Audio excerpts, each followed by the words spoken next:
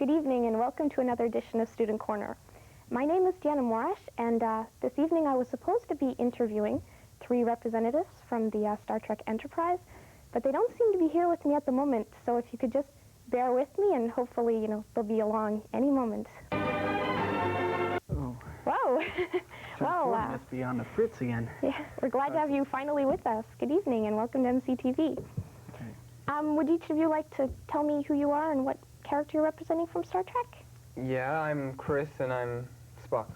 Okay. Yeah, I'm Denny, and I play the part of Captain James T. Kirk. Okay. I'm Tony, and I play the part of the sinister villain Tyree, who makes Khan look like Pee Wee Herman. Okay. Well, thank you. We're glad to have you with us. Okay, Chris, could you tell us exactly what it was that you did and how you went about it? Well, a bunch of us students got together and we decided we'd like to do a play for open house. And, well, we went to Miss Coveney, and she was thrilled with the idea. And from there we made 2 scripts. We did 2 different plays. And from there we produced it and directed it. Okay. So this was completely like a student-organized event? Yeah. Okay. And Denny, was writing the script a combined effort or done by one specific individual? Well, it was really combined. Me and Chris, we worked on the stories and then made a scripts for the 2 plays, and well, we also consulted with Gene on it. That was. Who's Gene? Was it, Gene Roddenberry? We consulted with him. Oh, I'm sorry. Very, very sorry. Tony, did you have any sort of adult supervision on the project, and did anybody watch you, and how did you get permission to do it? Well, like Chris said, we went to Mrs. Coveney and asked her if we could put this play on for open house, and we got started on it. She gave us the okay, and she just sort of assigned a new teacher to help us along with our deadlines, Mr. Jones, and we really appreciated his help. It was a big help. Okay, so he was just there as a mentor, basically. Yeah. Organizing, basically. Okay, and setting up rehearsal times, maybe. Right, Yeah, keeping the right. schedule going. Okay, great. And Chris, were there many props for the play, and Oh, yes. whose yeah. task was this? Well, Costa Flessis, well, he also consulted with Gene, and he came up with many diagrams and outlines for different kinds of props. And we built turbo lifts and computers that really worked. And Really? yeah, and we had a very good set design. Okay. I'd like to thank Costa. And everything, flowed smoothly throughout the production? The computers worked? Yeah. Yeah. Okay. Well, really. Well, Costa wanted to make the Next Generation Yes, bridge, but right. but we were doing the original Star Trek, so we had to calm him down a bit. He wanted to be too So high tech. It's going overboard with the thing. And Okay. It turned out good. Keep it within school standards. Right. Great. Okay. Denny, why Star Trek in particular, basically? What gave you the idea? Why do a Star Trek play? Yeah, exactly. Well, we figured that Star Trek's such a, has lovable characters, and we thought it'd be suitable for the audience to, view it. We thought that they'd enjoy it, and we also would enjoy acting it out. And a family, basically. yeah, Star Trek is more of a family, so everyone family gets show. involved. Okay. Right. So I assume you've taken a particular interest in the series of Star Trek, because you did a play previously of Star Trek to this a few years Yeah, ago, didn't you? Well, yes. Yeah. That was 2 years ago. 2 years ago, right? And it was more or less the same process where you organized it all by yourself. Right. Yeah, we were. Okay. Well, More or less, I think Star Trek is a philosophy, something to follow by. it is a philosophy, yeah. Sort of a cult Exploration. thing. Yeah, it's a cult thing. Yeah. It's called. And also, apparently, it's like Star Trek's 25th anniversary or something. Is this Right. commemorating the event? Yes, Right. this is celebrated his birthday. Wonderful. Tony, did you run into any particular problems?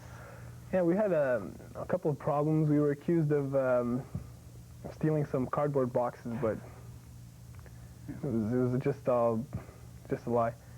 And we had problems with Kostagi Costa and his set designs. He wanted to make all these elaborate things that we had to try to calm him down and paint. Yes. He wanted to paint the set a totally different color than what we wanted, so we just had to talk him out of it. Yeah, also right before our performance, our doors for our turbo lift seen the breakdown, because he used these he used these electric things, sensors. Hydraulic sensors. Right. So once we Okay. passed by, the doors would open, but it broke down. So he had to like make this mechanism out of rope. Yeah. This was Amazing during the he did it. performance it broke It was down? About 5 minutes. 5 minutes before. Like 5 minutes We before it tested And started. amazingly, he got the doors working Yeah. almost as good Can't as they put were. that guy Everything went down. well. Proves you good. wrong all the time. Were there many other students working on the play with you? Yes, there were. There's about 15 15, yeah. in the total production. Okay, and it worked. You guys worked fine together. There were no problems making decisions, having things done. Well, no, not really. no, No. yeah, not We really. had a few arguments. Not major problems major or anything, problems. just hmm little arguments Different about views. yeah, different views. So was everybody assigned to their own particular section, or you all collaborated together? Well, we each had our own specific Yeah. section, but we all in turn, helped out with each other. Like, Well, mostly Costa Casa, yeah. organized everything, and And we were just helping him out with what he was building. right. Yeah. Okay. And as far as time goes, like, how did you organize when you'd work on it and how often? Well, we had a very short time. Now, about a month or about a less. month, yeah. And it took us a while to get off the ground because we had to make the scripts first before we started production. And we started production about 2 weeks or so into Yeah, 2 weeks. 2 weeks before. Okay, well, that's great that you guys, got together completely on your own and organized this, and thank you for coming on MCTV. And we'll see, obviously, sections of Star Trek, coming up at a later date. So thank you for being with us. Good night. Thanks.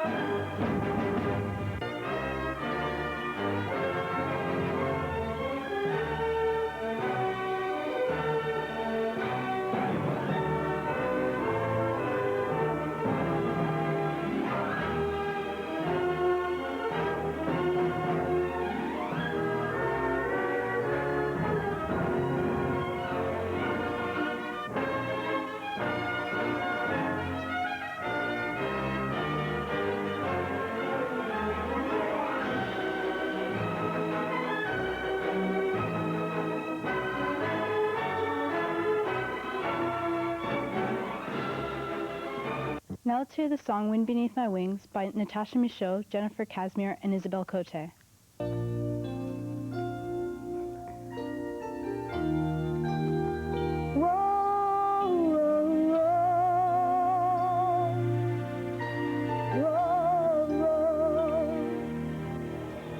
It must have been cold there in my shadows to never have sunlight on your face. You were content to let me shine, that's your way. You always walked a step behind.